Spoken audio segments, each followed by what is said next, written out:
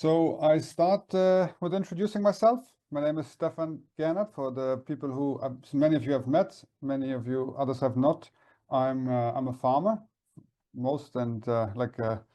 this is where I'm coming from from a farming background into advising. As you can see on the picture, I always like to put this picture a bit provocative, but to give you a bit of understanding that I'm actually doing this as a living as well. I've been on a journey about understanding what is regenerative agriculture for more than 10 years now, and we've come to the conclusion to not call it regenerative agriculture anymore. We just call it agriculture, but I will talk a little bit about that in a moment. I grew up in Germany. I'm German. I grew up in Germany in a city very disconnected to farming at all. Went to traveling, and during my travels I discovered farming, so to speak. So I come to it with a fresh mind, not with some pre-existing ideas what farming should be. While I was learning about farming, I understood that there's not really consensus between academia and what the most progressive farmers doing on the ground. So I decided I want to learn from the farmers and from the books, and that's what I did. I studied agribusiness management to learn how to run a farm, but then, like I said, books and pioneers all around the world to learn how to do farming. And I worked and studied in Australia. I worked in Germany. I worked in Wales, Sweden, a little bit in Estonia, and now I am actually in Estonia. I just moved here recently in June with my wife and 2 children. My wife is Estonian. Here I work mostly, I work with cereal farmers, with arable producers, but also with beef producers. I work mostly in transition agronomy, or transition journeys, let's say, is where I'm helping farmers transition from the conventional industrial mindset to more process-based type of farming. Regenerative agriculture is a word, or it's 2 words actually, but for me, the question is not what is regenerative agriculture. The question really is, what does it do, right? Because, as I said, there is not 2 types of farming: normal farming and then regenerative farming. There's just agriculture. And the way it has been, from my perspective and from my experience, that we are learning so much. Science is constantly developing, and all over the world, there's incredible people doing things on the ground, and researchers trying to understand what's happening, and we're learning so much more every day. And what's also happening is that through technology, like we are sitting here right now, we understand that we cannot exist in our silos anymore. 20 years ago, if you wanted to learn about a topic, you have to go to the university, go to the library, take out the paper, read it, understand it, look at the references. Then if you want to interested in certain topics, and you can go deeper. Now we can just Google something and we have the results straight away. So there's some sort of a shift in access to information, and with that shift there's also a shift in practice, and I guess that's what people call regenerative agriculture. So if we're taking all these different approaches to farming into account when we're creating our management practices, our operation, right, what happens is that, well, our soil starts performing better. What do we mean by soil performance, right? It's the ability for the soil to deliver nutrients. It's the ability of the soil to hold water and to release water. It's the ability of the soil to cycle nutrients.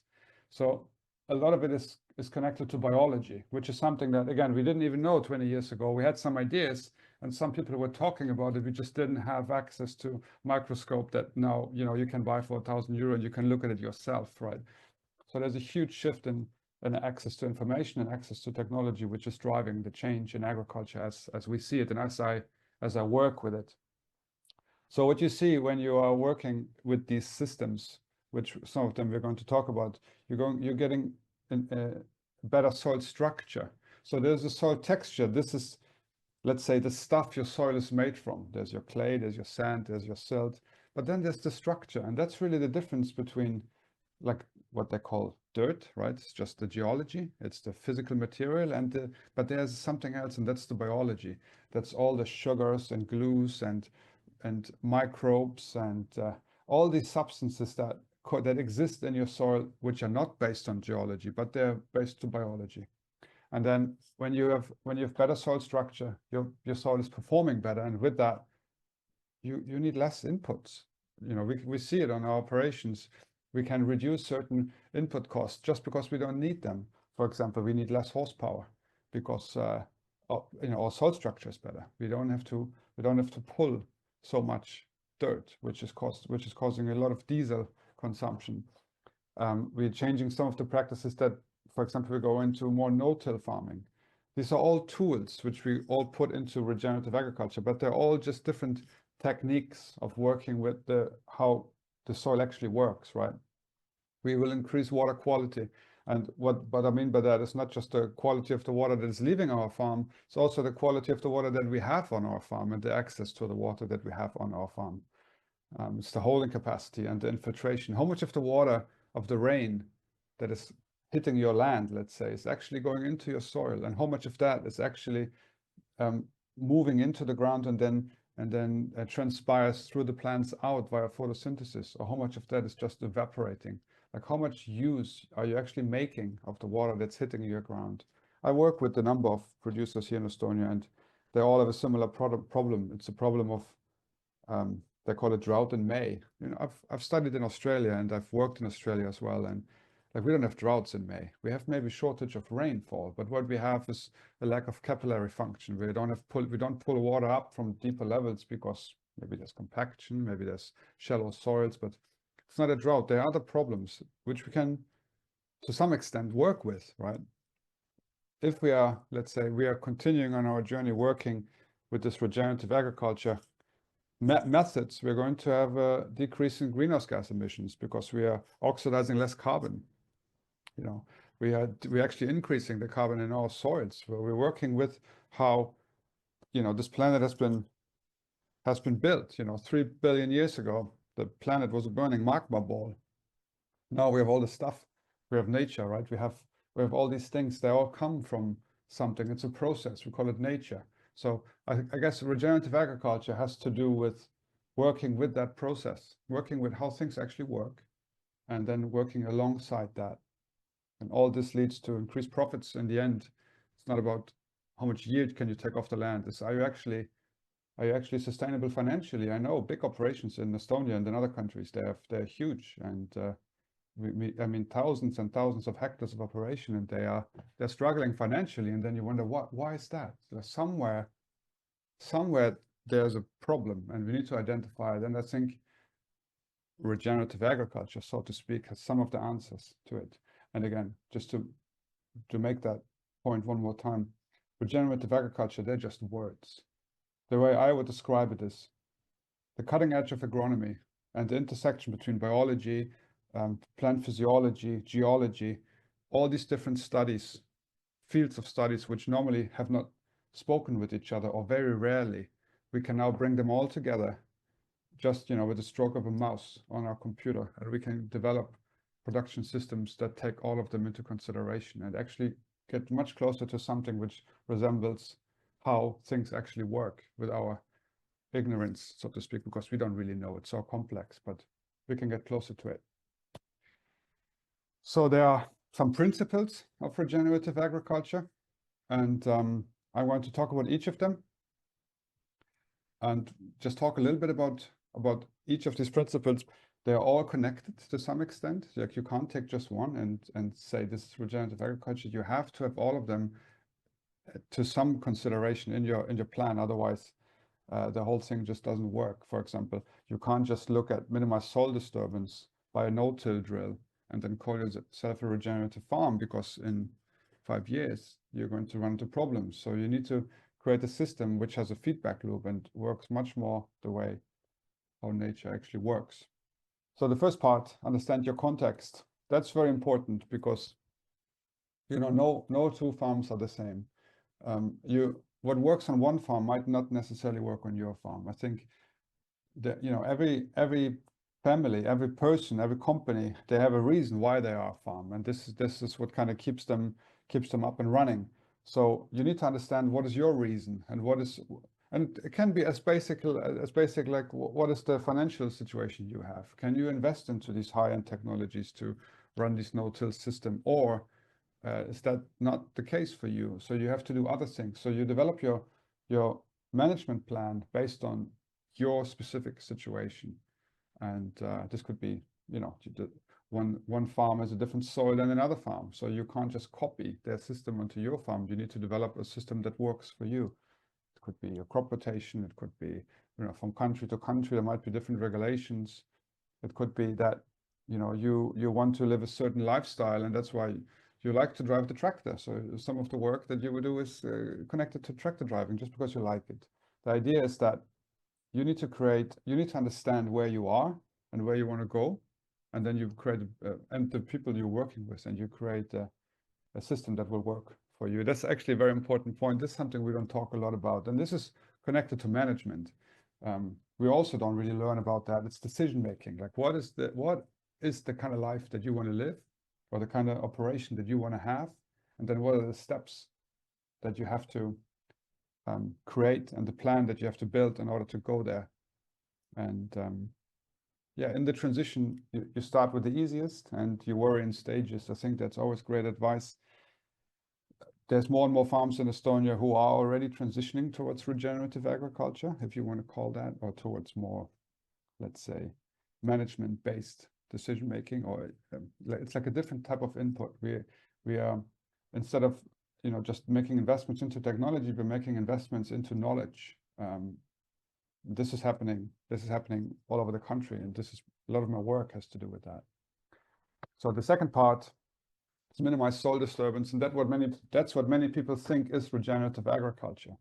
The idea is that you can't plow, and you have to use a no-till or strip till or min-till system, and then you're regenerative. But it's actually not that. The way I interpret minimize soil disturbance is focus on soil structure, because soil structure is the foundation for, well, soil health. All these words, you know, there's a certain way that your soil can function. There's a potential, and it's connected to, you know, how well is the gas exchange? How well can nitrogen go into, oxygen, air, into your land, and with that nitrogen, and how well can CO2 release from the ground? This is all connected to biology. This is connected to the physical structure of your soil. So if you focus on soil structure, there are certain things that will promote soil structure, or like make it more or make it less, right? Like cultivation is a great example. Like when we plow the land, what do you think happens to your soil structure? You know, you kill a lot of your biology, you're mixing it all up, you get a big mineral response, because a lot of the microbes, let's say, in your soil will die. And with that, there's a mineral release, there's solubilization, there's mineralization, just like in spring when the soil thaws up, right?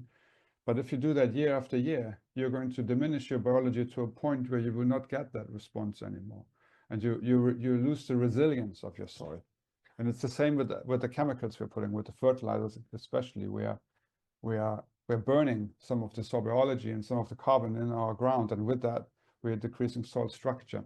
So if we take soil structure as a, let's say, like a guidance, you know, are the actions we're doing with our soil, are they increasing soil structure, or are they decreasing soil structure? That's kind of how I look at it. And to be honest, this is something that every agronomist, every farmer can see very easily. You can just go out in the field and you dig a hole and you look at the soil, and you can identify the soil structure. There are certain like tests you can do. Everyone can learn that. Children can do that. And you get an idea if you're getting closer towards a better soil structure, or you're actually getting worse. So you can take that as a guide for your decision making.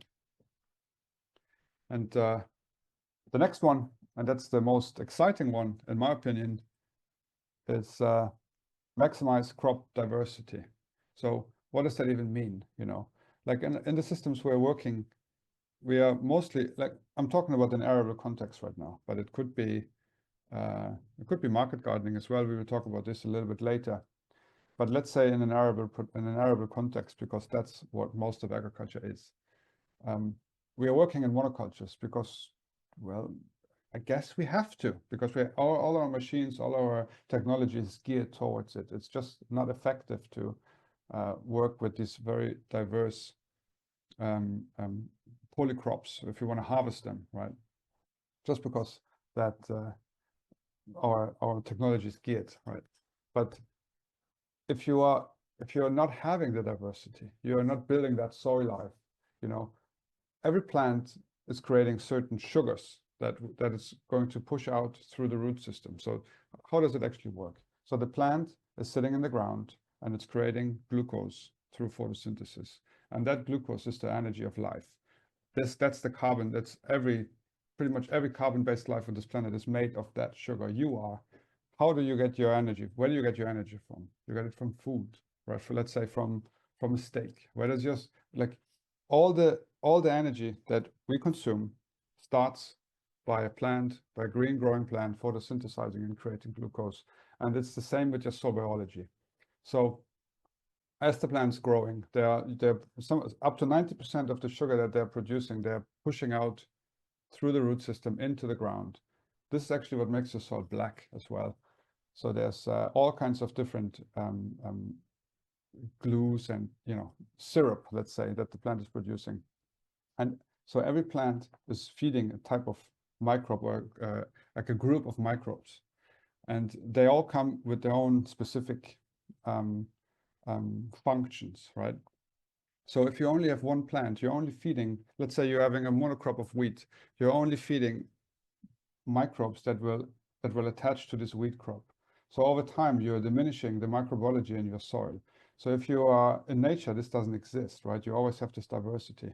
So if you are then creating structures that will increase the diversity, you increase the microbes in your land and in your soil. And with that, you increase mineralization, you increase solubilization of certain minerals in the ground, certain acids they produce to release nutrients from the soils, like from the soil medium into a form that your plants can actually take up.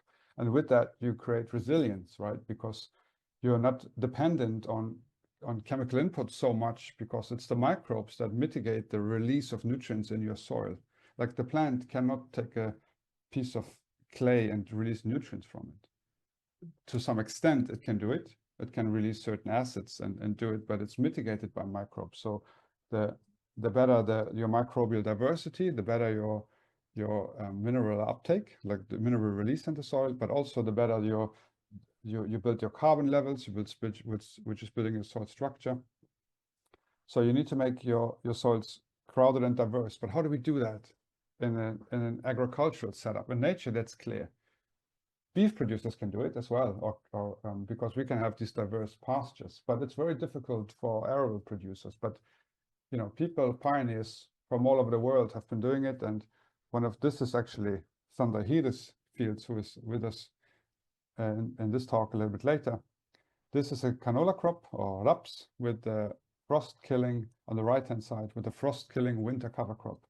So we've created crop diversity by planting all kinds of different plants that will benefit the oilseed rape, but will then die with the first frost. You can see on the right, there's just the first frost on the leaf. All the buckwheat is dying off. There's other plants that we planted together with the oilseed rape to create the crop diversity, while at the same time allowing us the easiness of managing the crop. When this comes out of spring, the roots, like the plants, will die, they will mineralize. They have taken minerals from deeper soil levels, so they're very fast growing plants, so the roots grow much deeper than the oilseed rape roots can go, and they're releasing minerals down in the deeper levels, bring them up into the biomass, and then they will die and rot on the soil surface, thereby releasing those minerals again. They're opening the soil, they're creating little biopores, the spaces where the roots used to grow. Now they will, in spring, they will mineralize, they will soluble, they will go away, they will rot, so to speak, and the oilseed rape roots can follow, and there's easy access into these spaces. So we are promoting the growth of the oilseed rape by integrating these other crops into the system. And on the left-hand side, you can see a cover crop field, which is also from Sander Hides field, which was a very diverse cover crop, which is kickstarting the soil, kickstarting microbiology, kickstarting mineral cycle. We will talk a little bit more about cover crops in a moment, but the idea is that we have all these different roots growing in all these different depths. You know, they're pulling nutrients up, bringing them to the surface. we are feeding microbes, we are giving space for so much more life than just the crop that that is following. We're increasing life, and with that we're increasing the resilience of the soils, but through soil function. What I said before, it's the amount of water that can actually infiltrate into the land. It's the amount of water the land can actually hold. It's the minerals that become plant available through the acids that plants produce, but also through the microbes who are releasing the minerals. We are increasing the carbon level. So it's like there's a ripple effect, and it's all connected with each other. And we do it by allowing plant diversity back into our lands and building that into our crop rotation pretty much in a profitable way. So the next one is keeping the soil covered. And that is connected to pretty much all the things we just spoke about. You know, bare soil is a problem because, first of all, you know, you get UV damage, you get sun on your soil, and thereby you are increasing the temperature. Biology dies. There's all kinds of problems related to bare soil. When you have the land covered, it stays. The temperature is regulated. There's a constant carbon sequestration because there's constant photosynthesis. This is a field, again, this is Sander Heere's field. He is just such a forward-thinking farmer. I was able and fortunate to take a lot of pictures from his land. So this is actually the same on the left-hand side. That's the same field as this one on the right, just when it was planted, right? So you can see the barley was taken off the land, and then the oilseed rape was planted directly into it, together with the other varieties, which is called a companion crop. So the mulch is fueling the mineral cycle because, you know, there's a constant breakdown happening, and the breakdown is fueling the soil, the mineralization of the soil. You know, the microbes, they will not die, they will not restart. It's a continuous dynamic, let's say, soil dynamic happening, which is benefiting the plant's growth, but also it's benefiting insects and pest problems. Let's say there's a balance which is happening, which is connected to succession. It's a little bit too much to go into right now, but the idea is to keeping the soil covered with a green growing plant if possible. It's connected to the soil food web. So there are pretty much two ways soil biology works, as least as I understand it. There's one that is the soil food web. That is, they also call it the decomposition pathway. It's how things break down. So when we are growing biomass on our land, and now, like as you've seen in the picture before, now we are drilling directly into stubble. This stubble is breaking down, and this breaking down process is regulated by the soil food web. So you know, like it's the organic matter which gets eaten by bacteria and fungi.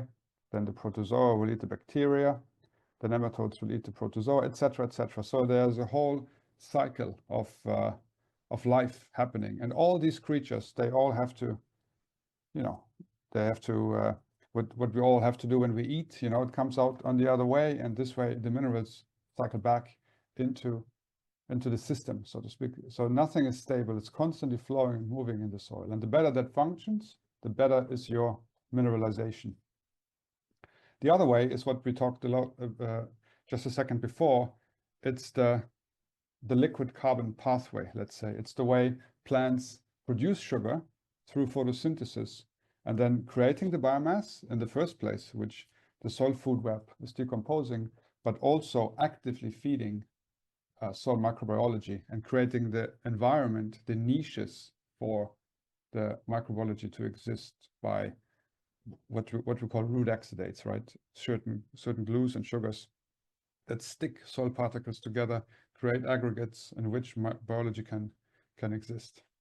So the idea is that, again, ecology in general, for every organism you introduce to the system, you're creating niches for, well, they say 7 more. I don't know where the number 7 comes from, but the idea is like you create a niche for something to exist. That means this is going to be the food of something else, and this also has to eat. So you're creating up and down, you're creating more life. So life begets life, as they say.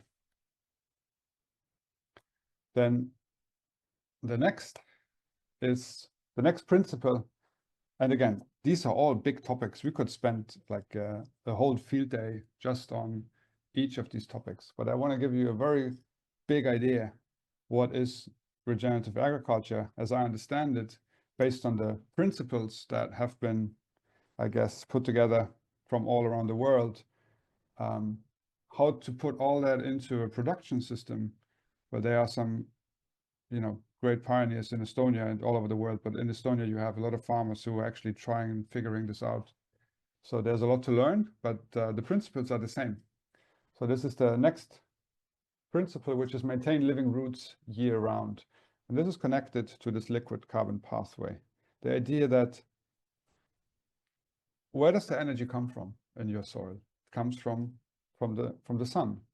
This is they call regenerative agriculture the solution to all our problems because of that function, the ability of the plant to take carbon from the atmosphere, water from the soil, and sun energy and create sugar, right? Create the stuff of life, stable carbon, or somewhat stable carbon. On this picture on the left, this is also Sandahiris field. You can see, I think this is barley. Barley drilled directly into white clover. So the white clover was growing together with another plant the year before. Let's say it was beans. The beans were harvested. I think there was no negative effect to the yield of the beans. And then the field was slightly disked, and the barley was drilled directly into the crop. So at no point was there no plant growing. So there's a continuous cover of green growing plants throughout the whole year. And this is continuing. After the barley will be harvested, there will be the next crop going into that permanent cover. It's almost like a simple grassland, and it looked like a grassland actually after the harvest, in which there will be continuous cropping happening in our context. Some people all around the world, they've been trying this, and there's different methods according to different contexts, right? But this is working for us in Estonia with our conditions, our weather conditions. But the idea is to capture sunlight pretty much as we can, and pumping it into our soils. We're still taking the same amount of crop off the land, but we're also having this increase of photosynthesis happening on our land. Where does all that extra energy go? Well, that extra energy goes into biomass, and that biomass is going to cycle in our land. So it's going to increase the biology, which we talked about, and that is going to increase the way the soil functions and the way the microbiology is releasing minerals. And with that, we're getting a reduced input need, right? That's the idea, and that's what we're also seeing. And we can increase that effect by using cover crops, which I think in Estonia, as I understand, you are one of the most advanced countries I've worked in with your subsidy, where you get up to 60 euros a hectare for winter cover crops, which is a great incentive to actually increase not just biodiversity, but also the soil function for all these farms, right? Like I've been working with the farm here in Estonia, and they said just by having an early autumn cover crop, so they put it in I think the last week of July, next year's yield they increased by 1 ton just by putting a cover crop in. Otherwise, the field would just have been empty. So there's a huge opportunity for people to do it, to practice, to trial these things. Not everyone has to understand the science behind it. It works anyway. That's the beauty of these systems. So there are some things that can be copied, and cover crops is one of them. So yeah, like I said, 2 different pathways. One of them, the liquid carbon pathway, is how energy moves from the sun into the soil through the plants. And then the other one is how minerals cycle on your land, so to speak, on your soil. But for that, you need to have the biomass decomposing on the land. And more and more people do that in Estonia as well. You're not taking off some of the straw. You understand there's a value of straw, and that value comes from the circulation of minerals and the feeding of soil microbes And by feeding, you keep the soil active and alive. The next one, and that's a very important one. It's connecting all of them. It's integrate livestock, and not everyone can do that. I know some salad producers, not in Estonia, but in other countries, they are not allowed to graze cover crops, for example, because of contamination risks. But what we can do in Estonia, and what we are now working with a couple of farmers here to figure out how to do it in the best way, and I know that Kuulub is doing it very successfully, starting to do it, is to graze cover crops.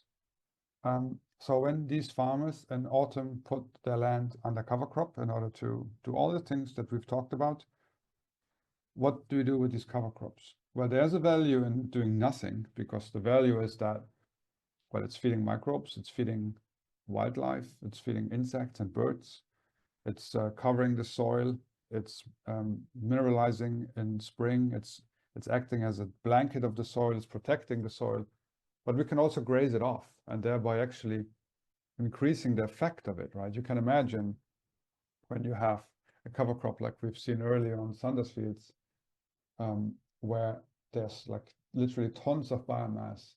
If we would graze it, we would just cycle the nutrients. Luckily, these animals on the right here, the cows, they're incredible creatures, and they're very bad at making use of what goes into their mouth. So if I remember correctly, I think it's 80% of what goes in on one side comes out on the other. So they're really, really good at actually cycling nutrients that way. So they eat the cover crops, and then the manure lands on the spot where they're grazing. So the form of the minerals, that it's changing, and they're also adding a lot of very valuable microbes from their rumen system onto the land, which a lot of our croplands are actually lacking. There's the idea that when we are sick, we're taking antibiotics, and we know now in human health the effect of the gut health, right? The gut microbiome.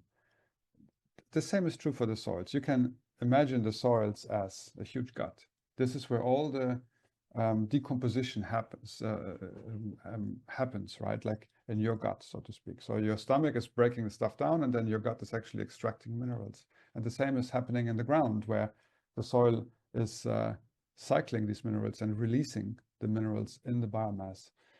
So we know now that when we take antibiotics, we have to use probiotics. Not everyone is doing that, but we understand that this is a beneficial thing to do. Kefir, I think in your culture, is very common to drink because it adds lactic acid bacteria, right? It's good for your health if you do that.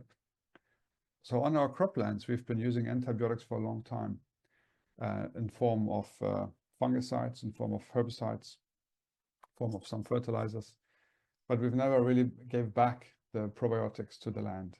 So there are different ways to do that. One of them is to bring the animals back to the land, because they are walking fermentation tanks, right? So this is one great way to do it. Another one is to use compost, or to make compost extracts. So this idea of inoculating your soil with certain microbes, again, microbes that have been missing but are very important for the vitality and health of the land.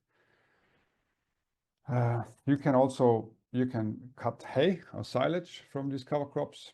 So there's a great way, if you want to increase the diversity on your land, you're planting these diverse mixes, and you either integrate them into your crop rotation where they are not having a negative effect, or you're actually stacking functions, and like in this scenario, you're cutting the crops and then you can graze them off later, or you create a value for the cover crops beyond what the roots will do in the active growing time during the year.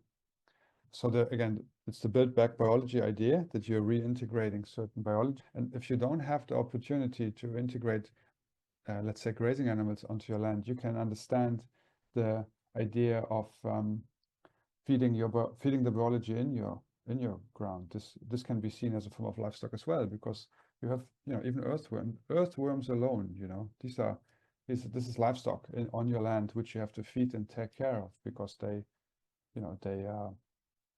have an immense value. They cycle minerals, they open up your soil, they increase the water infiltration with their little holes, they increase the aeration in your soil. They are as well like the cows. They have a in their gut, in their stomach, they have a very specific anaerobic environment which is loaded with the very beneficial bacteria for your soil, which is the only way to get into your soil is through the earthworm or through the cow. So they are little fertilizer factories, increasing nitrogen availability. This is studied, right? Nitrogen availability by five times, you know, phosphorus 7 times, potassium 11 times. We're talking about availability. So these minerals, they're already in your soil. They're just not available to your plants. But by building the biology and focusing on biology, you make these minerals available to your plants through mineralization and solubilization. So if you are doing all these things, this is how you're saving input costs, because now, you know, you take a tissue test and it says you are lacking something, you have to apply it. But if you create a healthy soil environment, you take a tissue test and it says you don't need it. Your plant has everything it needs, and it's incredible. I'm working with one big farm here in Estonia, and we've done extensive sap testing. And in wheat we see the trace minerals, they are constantly lacking, out of balance. And so we've been trying to figure out what to do about it. And then we've been growing rye, which is a much older, less, let's say, bred variety than like species than wheat is, for example, or barley. And we took sap samples from rye, and all the trace minerals were pretty much in the optimum. And we were wondering, how does that work? Because we haven't applied anything. But the plant is through these more novel technologies, like, you know, there's a laboratory in the Netherlands which is quite new, but we can actually measure the sap of the plant. It's like the blood of the plant. The plant can now tell us what does it need. We have a tissue analysis as well, which we also use. It's a similar idea. It's just more precise. But so how does these trace minerals get into the plant when they're not in wheat, but they are in the rye? So, and that's my idea, and I don't know that, but the idea is, well, we know that each seed comes with its own microbiome. So each seed is actually loaded with certain bacteria and fungi living inside the seed, which is coming from its mother plant. So when the seed was formed, these microbes have been placed, or they had contact with the seed, and that's how they get into the seed. So when we are planting the seed, we are also inoculating the ground with these microbes. We're actually planting microbes with each seed we do. And since wheat has been selected for reaction to certain fertilizers and not for its interaction with microbiology, we have just spread it out, where in rye we have not done that. So the mineral uptake of these plants is regulated by its microbiology, which is in a much more, let's say, healthy form, which we could read directly through the testing we've been doing in the plant. So the plant is more healthy because of its mineral uptake, which is mitigated by the microbiology. This was associated with the seed, right? So it's quite incredible how all this works. And again, this is it's the big question, like, what is regenerative agriculture? I think regenerative agriculture, and I repeat myself, is just understanding how things actually work. It's just more than agronomy. Taking insights from all over the world, all these researchers who are doing cutting edge research, and it's our ability now to have access to that research. You know, I go to LinkedIn and I write Christine Jones or James White, and they will answer me. These are the, you know, leading researchers in some of these fields. And this is just it's just more than agronomy put into practice, I guess. So, transition journey, you know. If you are thinking you are interested in regenerative agriculture, where do you start? You know, for me, the first thing you should do is understand where you are. You know, like how do you want your life to be? How do you want your business to look like? Create that vision, and then you have something to aspire to, and you can create a project plan. How do you get there? Grow one step at a time. You know, there's no point trying to do everything. Like a friend of mine, he's a great agronomist, and he made this point that I think in Estonian you call this game circus. We call it shoots and ladders, and that's how regenerative agriculture is. You know, sometimes you go from 1 to 38, and you think you are the king of the world, and then you get a fungi outbreak in your field and you spray a fungicide because you are still a farmer and you have to produce. I know we are talking with organic farmers right now, but but you get the idea, right? Like sometimes you have to do things which are negative immediately, but in the bigger picture, you just have to do them. So regenerative agriculture is a little bit like that. Create a vision for your operation and then develop a strategy how to get there, and find people who are already practicing it. And and it's like a systems approach to farming. It's not just a focus on chemistry. It's a focus on, okay, how do things actually work? And it is connected to, again, ecology and biology, and well, there's also chemistry, of course, and there's biochemistry, and it gets really weird when you go down these rabbit holes. But there are very exciting farmers in this country here who are practicing, and I encourage you all to reach out to them and ask